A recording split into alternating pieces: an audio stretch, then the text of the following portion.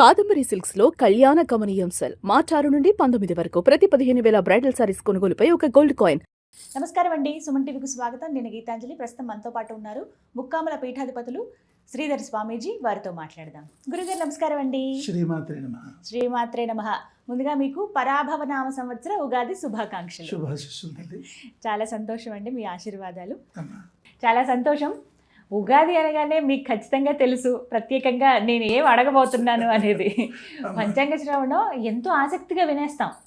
గ్రహస్థితులు ఇవి అన్ని పక్కన పెట్టేస్తే నా రాశి బాగుందా, ఈ సంవత్సరం నేను బాగుంటానా, ఒకవేళ ఉద్యోగం అయినా గృహం అయినా ఇలా అన్ని రకాలుగా అడిగేస్తూ ఉంటాం. అదే మళ్ళీ మీ ముందు ఉంచుతున్నాను, ప్రేక్షకులు కూడా ఎదురు చూస్తూ ఉన్నారు. మరి ముందుగా గ్రహస్థితి తెలియచేస్తారా గురుగారు, ఆ తర్వాత ఇక ద్వాదశ రాశుల గురించి తెలుసుకుందాం. శని ప్రభావం ప్రధానంగా తీసుకుంటే మనకి శని మీన రాశిలో ఉన్నాడు. దీని వలన కుంభరాశి వారికి, మీనరాశి వారికి, మేషరాశి వారికి, ఈ 3 రాశుల వారికి కూడా ఏలినాటి శని ప్రభావం కనబడుతుంది. ఈ 3 రాశుల వారు కూడా ఇబ్బంది. ఇంటా బయట అపకీర్తి, నిందల పాలు కావడం, రావాల్సిన దగ్గర డబ్బు రాకపోవడం, ఇవ్వాల్సిన దగ్గర ఒత్తిళ్ళు, అకాల భోజనం, అకాల నిద్ర, అకారణ విరోధాలు, ఈ విధంగా ఉంటుంది. సింహరాశి వాళ్ళకి అష్టమ స్థానం అవుతుంది.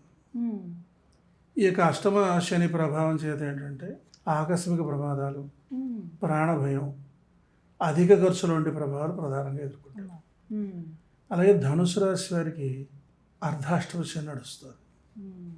దీనివల్ల అంటే అపకీర్తి, ఆర్థిక సమస్యలు, అనారోగ్యం ఇత్యాదులన్నీ కూడా ఉంటాయి. ప్రధానంగా ఈ 5 రాశులు శని పీడ వలన అధికమైన ఇబ్బందులు పడాల్సిన పరిస్థితి ఉంటుంది. ఇక తర్వాత అదేవిధంగా గురు సంచారాన్ని బట్టి కూడా మనకి ప్రభావం ఉంటుంది. రాహుకేతు గ్రహ ప్రభావాన్ని బట్టి కూడా ఈ యొక్క ప్రభావం అనేది ఉంటుంది. అయితే ఏంటంటే అవన్నీ వివరించుకుంటూ పోతే కొంచెం క్లమ్జీగా ఉంటుంది సబ్జెక్ట్. అంచేత ఎటువంటి ప్రభావాలు ఏ రాశి వాళ్ళు ఎదుర్కొంటున్నారు అనేది మనం తెలుసుకుంటూ ముందుకు వెళ్ళిపోతే తప్పకుండా కొంచెం మనకు సులభంగా ఉంటుంది. రాశి ప్రకారంగా మాట్లాడుకుంటే బాగుంటుంది. గురుగారు, ఈ పరాభవ రామ సంవత్సరంలో మకర రాశి వారి జాతక ఫలితాలు ప్రధానంగా ఏ రంగం వాళ్ళకి ఎలా ఉంటుంది, అలాగే మంచి ఫలితాల కొరకు ఎటువంటి పరిహారాలు చేసుకోవాలి తెలియచేయండి. తప్పకుండా మకర రాశి వాళ్ళకి బాగుంది, భయపడాల్సిన పని లేదు. ఎందుకంటే ఈ మకర రాశికి ఆదాయం 2, 8, రాజపూజ్యం 1, అవమానం 6గా ఉన్నప్పటికీ బాగుంది సంవత్సర ఫలితం అనేది. గోచార రీత్యా సంవత్సర ఫలితం అనేది బాగుంది. అయితే ఈ మకర రాశిలోకి ఉత్తరాషాఢ 2, 3, 4 పాదాలు, శ్రవణం 1, 2, 3, 4 పాదాలు, ధనిష్ట 1, 2 పాదాలు వస్తాయి. అయితే వీళ్ళు అన్ని రంగాల వాళ్ళకి కూడా లాభదాయకంగా, అనుకూలంగా, ప్రశాంతంగా, వైభవపేతంగా ఉంది. ధనాదాయం బాగుంది, సుఖ సంతోషాలు ఉన్నాయి, ఖర్చులు తగ్గుతాయి, రుణ బాధలు అనేవి తొలగుతాయి. అలాగే కుటుంబంలో కూడా శుభకార్యాలు చేస్తారు. బంధుమిత్రులందరూ కూడా సమాగమం జరుగుతుంది. బంధుమిత్రులందరూ కూడా ఆహ్లాదంగా, ఆనందంగా చక్కగా గడపగలుగుతారు. అన్ని విధాలుగాను కూడా ఈ మకర రాశి వారికి బాగుంది.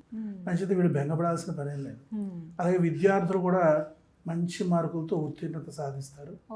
అదేవిధంగా విదేశీ ప్రయాణాలు కూడా బాగుంటాయి. వివాహ ప్రయత్నాలు కూడా చాలా విశేషంగా ముందుకు వెళతాయి. వీడు ఈ సమయంలో వివాహ ప్రయత్నాలు చేయొచ్చు.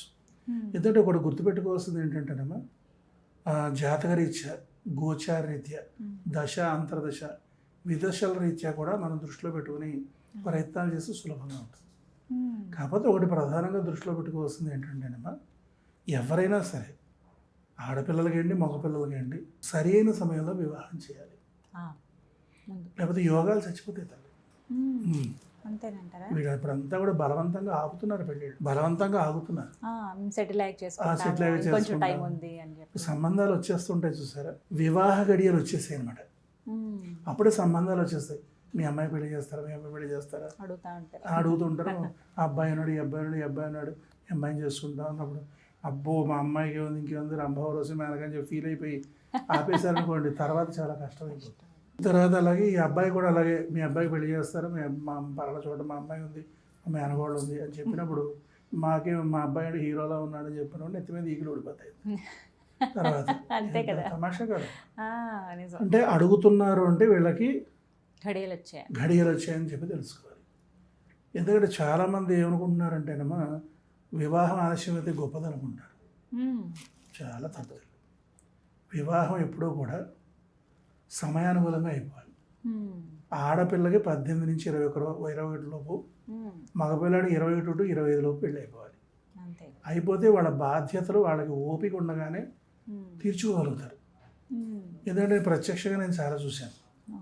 నేను ఒకసారి ఫ్లైట్ ఎక్కుదామని చెప్పి ఎయిర్పోర్ట్కి వెళ్తే ఓ పిల్లాడు కింద పాకుతూ గొళ్ళు ఏడ్చేస్తున్నాడు. ఒకడు వెనకాల 2 చేతులు పెట్టుకుని చూస్తున్నాడు పిల్లాడు. నేను గబాబా వెళ్ళి ఎవరయ్యా పిల్లాడు అంటే మా అబ్బాయి అండి.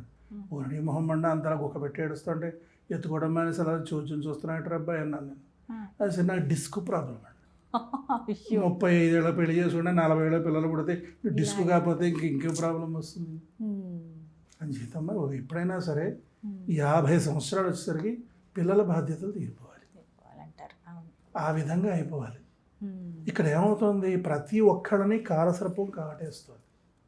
కాలసర్పం ఏం చేస్తుందంటే చాలా సింపుల్గా చెప్తాను, సమయాన్ని వృధాపరిచి సమయానుకూలంగా ఏ పనులు జరగనీయకుండా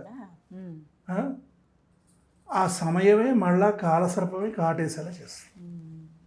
మనం వేస్ట్ చేసిన టైమే కాలసర్పం కనలేదు తల్లి. అంచేత ఇప్పుడు చూడండి, పూర్వం చక్కగా చిన్న పిల్లలు పెళ్లి చేసేసేవారు. 18, 20 పెళ్ళి, 25 లోపు పిల్లలు అయిపోయేవారు, 50 ఏళ్ళు పెళ్ళిళ్ళు అయిపోయాయి. అది ఈ లోపు పురుళ్ళు అయిపోయాయి. వీళ్ళు టపా కట్టేసిన ఇక ఇబ్బంది. అంచేత బాధ్యత అయిపోతుంది. అంచేత పిల్లలు కూడా రత్నాలు లాంటి పిల్లలు పెడతారు. ఈ రహస్యం తెలియక వివాహాలు ఆలస్యం చేస్తున్నారు. చిన్న ప్రశ్న వేస్తాను ఈ సందర్భంగా, వేయాలి మిమ్మల్ని తప్పదు. సీజన్ కంటే ముందు పళ్ళు వచ్చాయనుకోండి, తింటే ఎలా ఉంటుంది, వగరగా ఉంటాయి.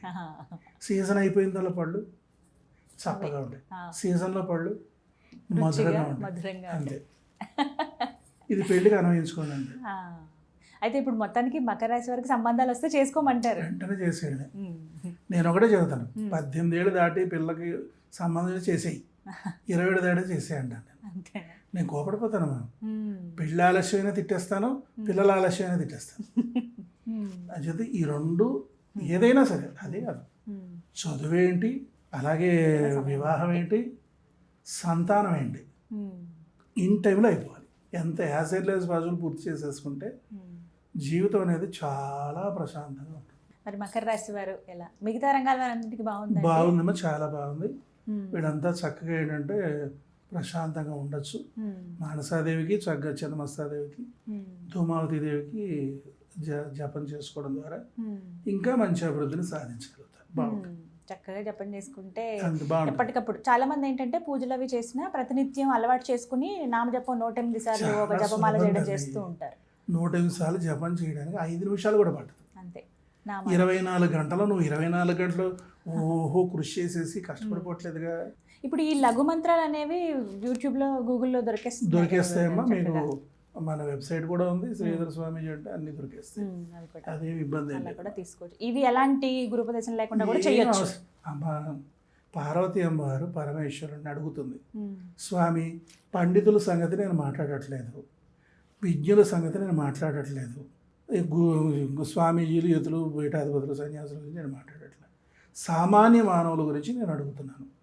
కలియుగంలో సామాన్య మానవుడు కష్ట నష్ట దుఃఖ దారిద్ర్యాల నుండి ఏ విధంగా సులభంగా బయటపడాలి అని అడుగుతుంది. అనేసరికి అప్పుడు పరమేశ్వరుడు ఉపదేశంగా ఇచ్చేసాడు ఈ మహామంత్రాల్ని. ఆ మహామంత్రాలే నేను బయటికి చెప్పడం జరిగింది, అవే చెబుతున్నాను అనమాట. అంచేత నిర్భయంగా, నిస్సంకోచంగా ఆ మహామంత్రాలన్నీ గురువు ఉపదేశం అక్కర్లేకుండా, గురువు గారికి రూపాయి పావలా కూడా దక్షిణ పెట్టక్కర్లేకుండా హాయిగా ఆ మంత్రం జపం చేసుకోవచ్చు. ధన్యవాదాలండి. శ్రీమాత్రే నమః.